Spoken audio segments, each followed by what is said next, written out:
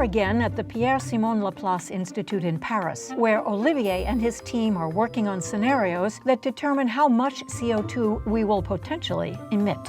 Scenarios are basically stories of the future, which tell us how much emission of greenhouse gases we will emit up to the end of the century.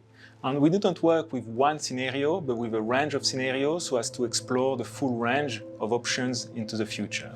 So these are examples of scenarios here, from the most optimistic here to the most pessimistic here in terms of how much greenhouse gas emissions will be emitted into the atmosphere, but also in terms of different socio-economical contexts that basically take into consideration the evolution of the population, the type of economical development, whether it's more globalized or regionalized, whether it relies more on fossil fuels or renewables.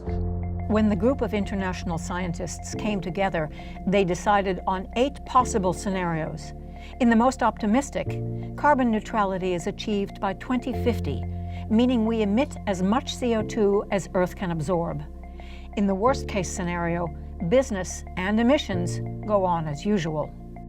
In the worst-case scenario, we can expect 4 degrees, maybe 5 or 6 degree warming as compared to pre-industrial, whereas in the best-case scenario, the most optimistic one, where we achieve carbon neutrality in about 2070 at the global scale or 2050 for industrialized countries, then we can stay under or about 2 degree warming relative to pre-industrial. But in any case, all these scenarios show some further warming in the next few decades. That's because there is a lot of inertia in the climate system. But what happens after 2040 or 2050 really depends on the actions that we take now to decrease the emissions of greenhouse gases. We don't know which scenario will emerge. An increase of 2 degrees Celsius looks to be inescapable by 2040. But how we act now will determine what the climate will look like in 20 to 30 years' time.